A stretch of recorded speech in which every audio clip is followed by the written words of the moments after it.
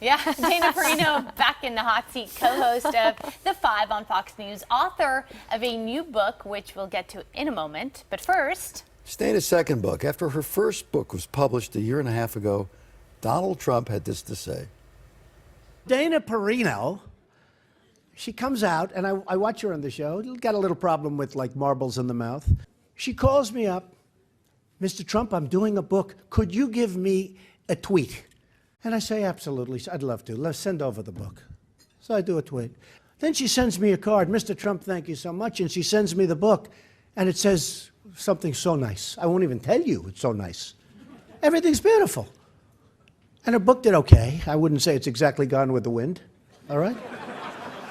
And then I see her on television on O'Reilly the other night, and she's attacking me. I say, what kind of people are these? Then she attacked me again. I said, wait a minute. She's writing me all these, she wrote me the most beautiful letter. She called me. That was like 2 months ago. Tough business, right? Hi. hi. Oh, I didn't know you were going to show that. We didn't either. Yep, that was 18 months ago. When, well before, I've known him for a while because I guest host Fox and Friends, and I had lunch with him a couple of times in a public place. And yeah, I thought he was a great marketer, and I didn't think that when he came out and announced as president that he was making promises that he could keep, like bringing all the jobs back from China. And so then he decided to attack me, and then his people never stopped. But he and I came to a resolution about 10 days after that, thing that you just saw. And he's, he's not attacked me since, and I've tried to be a dispassionate analyst when it comes to his candidacy. And one of the issues that comes up, and we're going to get to your book now, I swear, is that even his best friends will say he's thin-skinned. Yes. And you can't be that thin-skinned when you're president because there's too much going on. He's going to be. I mean, that's not going to change. Criticism comes with the job. Self-pity is not attractive in anyone, including myself, so I don't feel bad for myself. I did call it like I see it, and I did work there for 8 years. Now, that said, I am, full of admiration for what he and his campaign were able to do. I'm very excited about the policy aspect of what could happen in the next 2 years, because not only did Donald Trump win the presidency, but Republicans swept all across the board, kept the Senate, and if you look at state houses, where Barack Obama came into office and had 62 state houses in Democratic control, today it's 68 Republican, because that's been steadily eroding. So there are some exciting A week and a half ago, we were writing the epitaph for the Republican Party. Yeah. That's how quickly it changed. Right, and now you're doing it for the Democratic Party. So it's not good to make decisions at any time when there's all of this chaos, and I think the Democrats will take a while to get their act together. But make no mistake, they will get it back together. Would you stop talking politics? I want to talk about your book. Yeah, we want to talk about your book. Okay. Jeez, Dana. The name of your book is Let Me Tell You About Jasper, America. Give us the full title. It's called Let Me Tell You About Jasper, How My Best Friend Became America's Dog.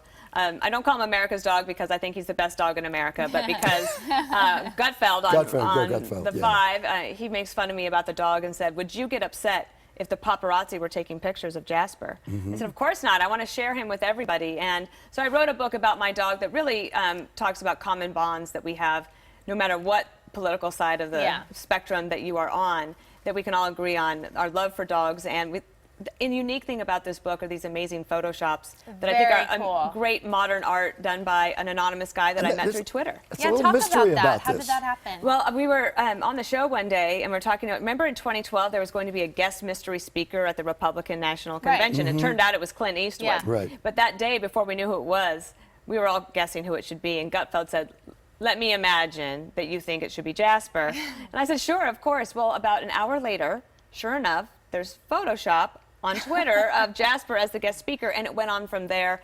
He and I became friends. He's an anonymous artist, works quietly and without seeking any attention, but he's really been a wonderful collaborator, and a lot of these pictures will just make you laugh out loud. No, they're great pictures. It's just we laugh about it because we're like, who wants to be anonymous these days, right? You want credit for this great work. Now, there you are with Jasper. You call your best friend. One of the things you write in the book, and you take a risk because it could really be really precious, but it worked, is Jasper describing his day.